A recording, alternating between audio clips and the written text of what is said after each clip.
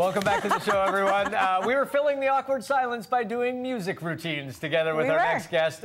He stars in a great film that you can see on Super Channel and Shaw Video on Demand as well. Yes, it's called Foodland, and we're joined now by James Clayton. How are you? All right, James. You have a good singing voice. Do you sing often? You know, I sing often in my shower. I've never sang on stage or in public or anything like that. Would you ever? Of course I would. Of course, I'm a performer. Of course, man. Yeah. Now, you are an actor, of course. That is why you're here. Did you really drop out of medical school? Is that a true story? Well, I was on my way. Yeah, I was on my way to becoming a doctor. I have a very high GPA. I'm doing sciences and stuff like that.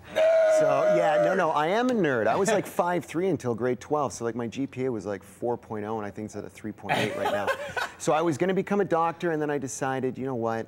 I actually want to be a performer because I was busy. What derailed it? Was there one particular thing that well, to be honest with you, not to go too dark or anything, but I had like a medical emergency. I had to have emergency surgery on my stomach one time. Yeah.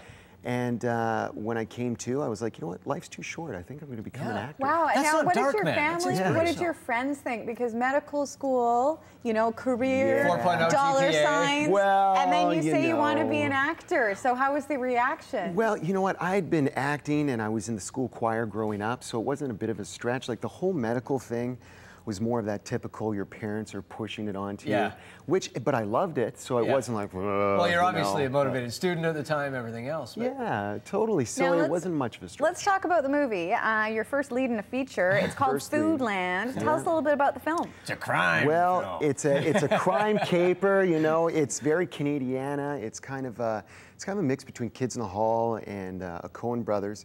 Basically, I play this character named Trevor. And he's like this inept grocer, and he accidentally steals the money from the safe of the grocery store with his manager. And he gets beaten up, the money gets stolen, and comedy ensues. They try to get the money back. But it kind of reminded me of A Simple Plan. You know, you just think you got it perfect. People. Yeah? Okay. We're going to look at a scene right now, which is kind of the setup of the crime gone wrong. Maybe you can tell us what's going on here. Okay, so yeah, the clip that you're going to be watching is the manager of the store, Ian.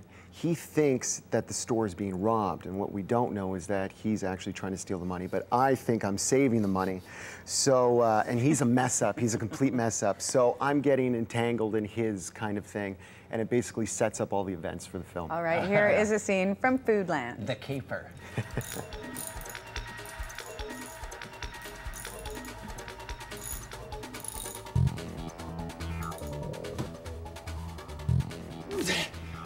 What is it? The door won't open. Did you enter the numbers right? Yeah, I entered them just like you told me to.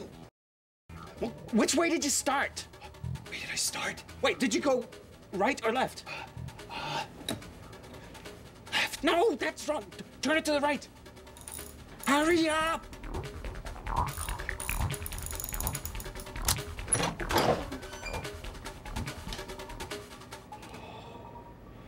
Holy, that's a lot of money. Hurry! Sorry, okay. What do you want me to do? Take the bags of money out of the safe, rip them open, put the cash into the garbage bag, double bag it. Other end, other end. Hurry up! I'm hurrying.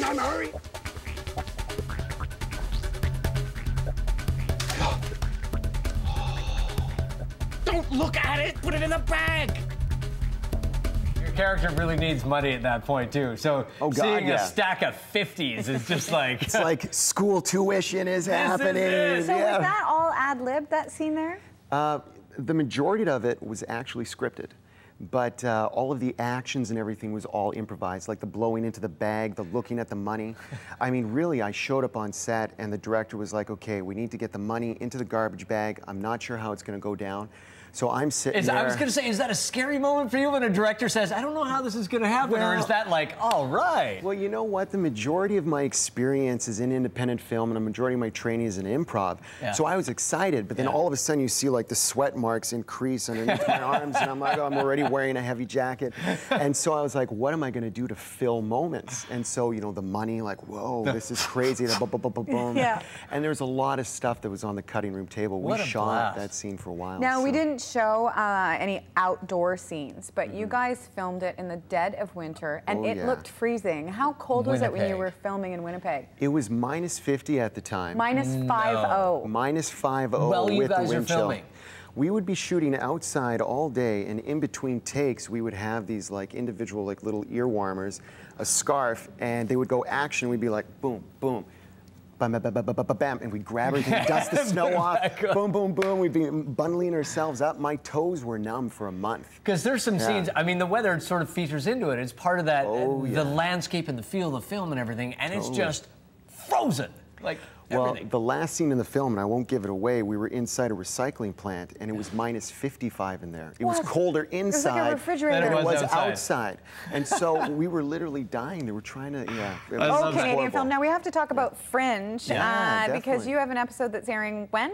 Next week, so it'd be Friday the 18th. And explain this one, because you feature throughout the episode. You're one of the special guest stars in this, and what happens? Yeah, what can you say? What can't you say? Well, I'm this character named Ned, and I'm kind of like the foil to the villain, and his kind of thing is he sucks pigment out of. I hope I can say he sucks pigment out of people to kill them. And so I end up, it's not very nice. And so he ends up, I cross paths with him, and as you can see, I have a lot of pigment already. So he kind of so the does pigment his way sucker with it. is after you. He's after me. What a hoot, man. Well, great decision to throw away schooling and follow your passion, and I think that's a marvelous story. Thank you so much for joining us. Well, if you want to see Foodland, don't miss it. It's currently on Super Channel, be airing at November 11th. You can also find it on Shaw On Demand. Very nice. We're going to take a break.